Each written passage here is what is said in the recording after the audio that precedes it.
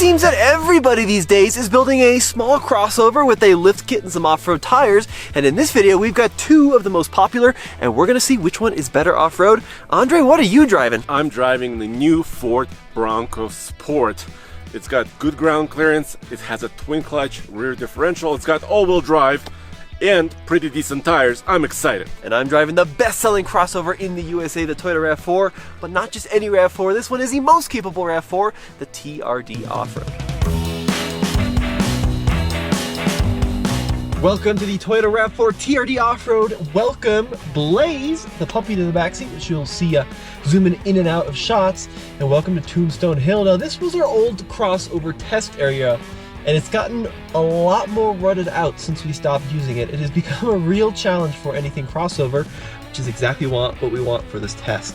So I'm going to go ahead and engage the rock and dirt setting on this RAV4. I'm gonna go ahead and stick it down manually into first gear, and that's pretty much all I need to do. There's no locking diff functionality. This vehicle has an automatic, what Toyota calls a active torque vectoring system.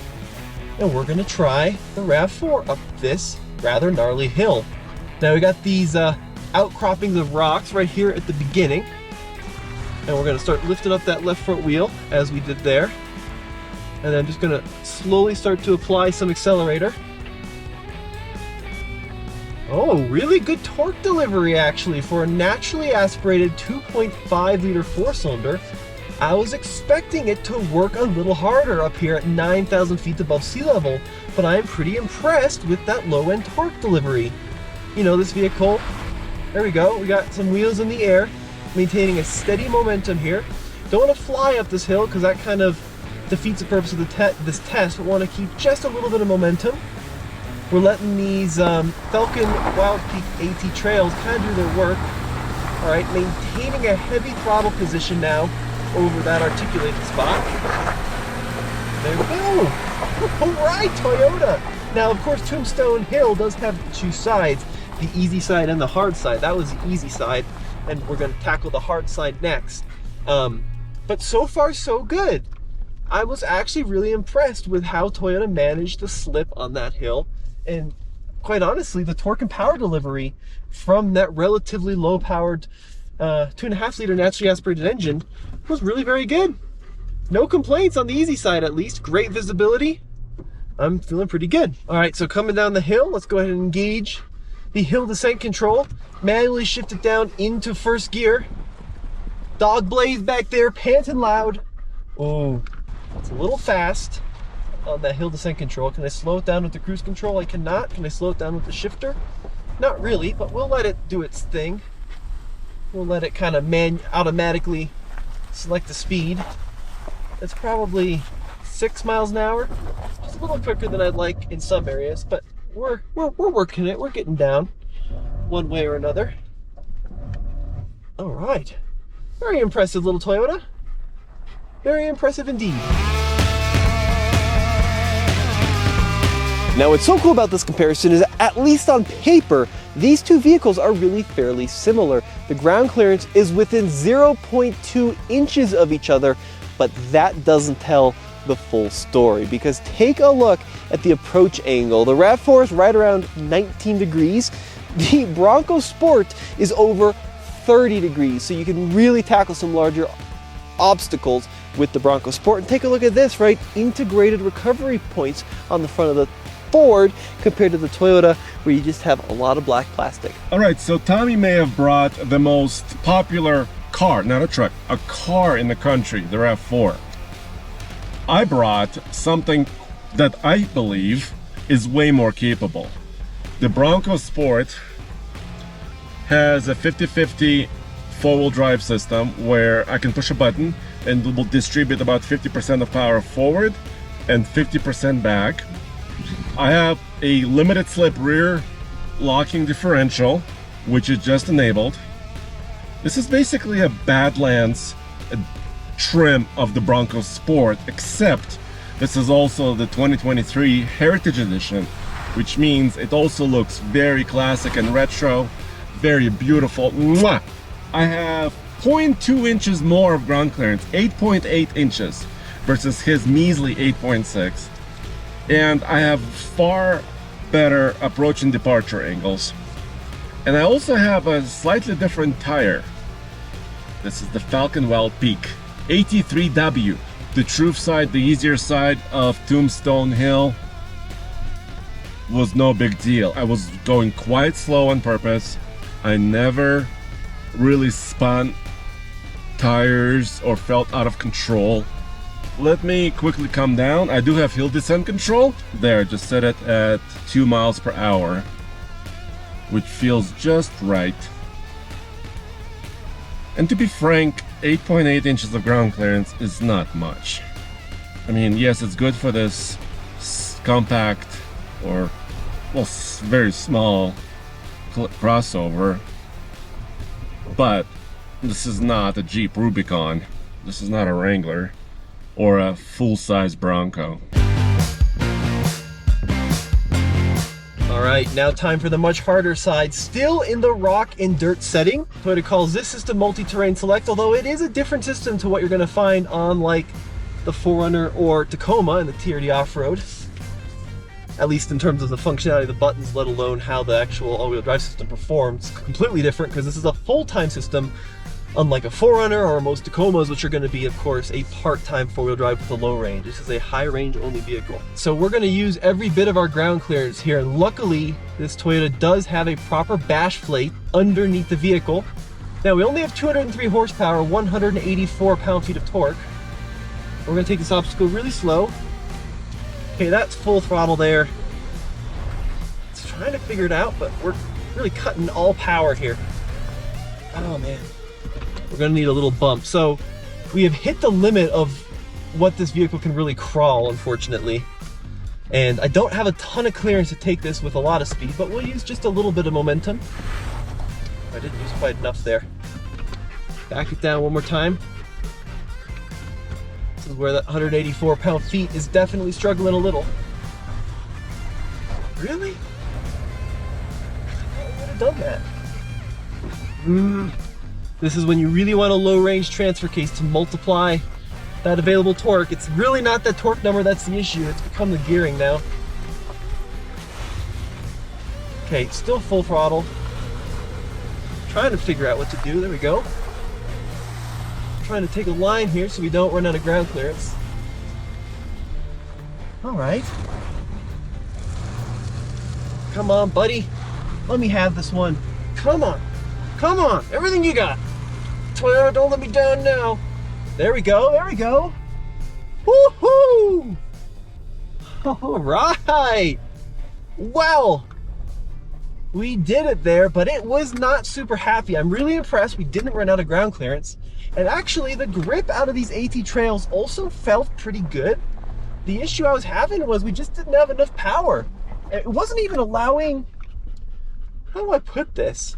It's not like it was cutting slip either. It's just like it didn't have enough power to really slip a wheel to get it spinning to grab the brake to transfer torque to the other side. Now, from an off-road standpoint, folks, like this RAV4 does have some cool stuff, like the TRD tuned suspension, like that front skid plate, which is great, but it is missing some pretty vital pieces of tech if you really wanted to wheel this regularly on a trail. Like, there's no proper integrated recovery point, which is a big miss. It's something the Bronco has, right? Because part of off-roading is getting stuck and being able to simply hook a D-ring or a shackle or whatever onto a recovery point that's rated at multiple times a vehicle's GVW is necessary in a lot of instances, and this RAV4 really just doesn't have it. We also just have a fairly long nose in general. There's really no getting around that. Its angles are okay for a crossover, but if you were going to take this on anything really more challenging than what we're doing now, which is far more challenging than I think your typical owner would take it on, it's not going to be good enough. Wheel articulation is also pretty poor. You know, it's just an independent suspension setup. No KDSS or fancy sway bar disconnect in this RAV4. I'm just gonna take it nice and slow. I am pretty impressed with these tires though. These AT trails seem to be doing a good job of hooking up with the earth. And they seem to be doing a good job of delivering traction. And look, ultimately, we made it up both sides of Tombstone Hill here. Was it as easy as the Ford Bronco Sport? I'll let you be the judge. But we did we did make it up the left and the right, and more importantly, the harder left side of Tombstone.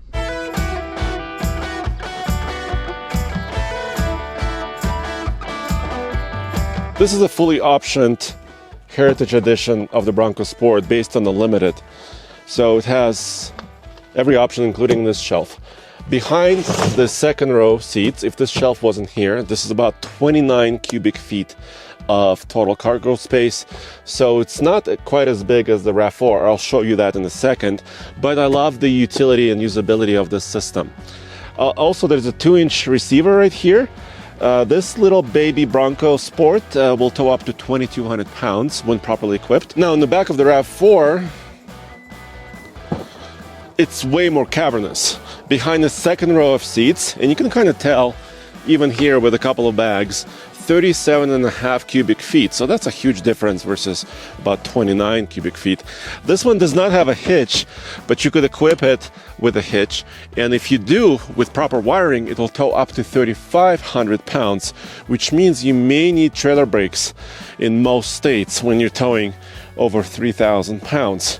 But more space, more usability, and a little bit more towing. Okay, now I'm going to the mud and ruts mode. Now I'm using every single tool. 4-wheel drive split lock. I have rear diff lock enabled. And it's actually, the trail control system is doing its job, climbing. So this is true kind of not just hill descent control. This is like trail control.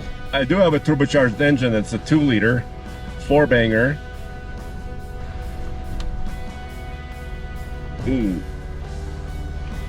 Okay. I'm gonna disable trail control. I'm gonna modulate my throttle myself. This is a good challenge for a crossover.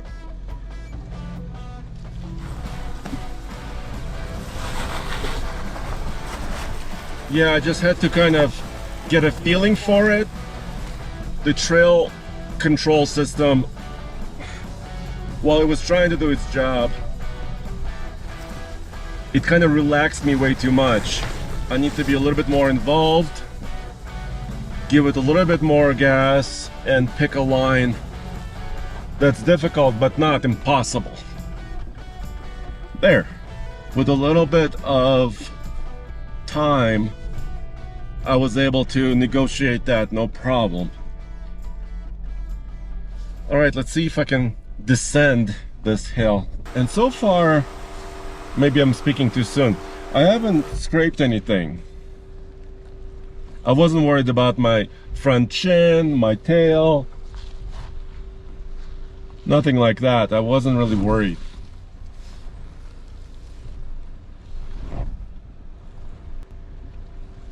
You see, my breakover angle is not great. So maybe I might need to be... Oh, my front camera is engaged, so that's good. Still haven't touched anything. Yes! No damage. Pretty happy. Good amount of clearance for this little crossover. I used my rear locker, and also I had trail control, which kind of got me in a precarious position. So then I used my foot and kind of powered through it. What I will tell you is it's very much a virtual rear locker, because like I know it was on, and I know that the clutches were trying to do their magic, but you were still getting variable wheel speed left to right. But doesn't the clutches? It should, but I think Clutches. in reality it's not quite as locked as it may seem. What is this? Well, this is Blazy's stick that he keeps eating, so I'm trying to tell him, no stick. Can you sit, Blaze? He's having so much fun. Can you sit? Oh, good sit. All right, you can have your stick. So, Andre, walk me through the fuel economy in that Bronco Sport. RAV4 wins. This RAV4 right here is not even a hybrid or a plug-in hybrid, but it gets 28 mpg combined.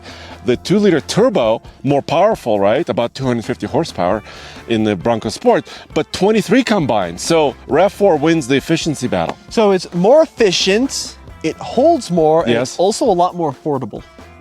Yes. So what are the pricing as equipped?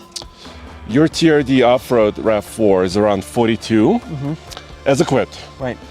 My Bronco Sport Limited Heritage Edition is $46,400. Ooh, that's a lot of money, Andre. Yes, it's really eye-opening. But you know, I would configure the Bronco. I would take the Bronco Sport from this comparison, but configure it a little bit with fewer options. Look, what we learned here, folks, is that the TRD RAV4 is good for dirt roads. It holds your family really well. But if you really start pointing it up some bigger hills, it really starts to struggle, especially with torque delivery and getting wheel speed under control. For me, the Bronco Sport is just a much more capable vehicle that you really could have fun with on a trail on a regular basis versus a Toyota, where it will do it, but it's not happy. I'll get a smaller engine if I got a Bronco Sport 1.5 liter, and maybe not do every option, but still try to get the Badlands, because that's when you get the rear limited slip, right? The clutch system, and also the better tires. Well, let us know what you guys think in the comments section below. This has been Tommy. And Andre. We'll see you on another episode. Head over to alltfl.com for the latest and greatest in new vehicle reviews.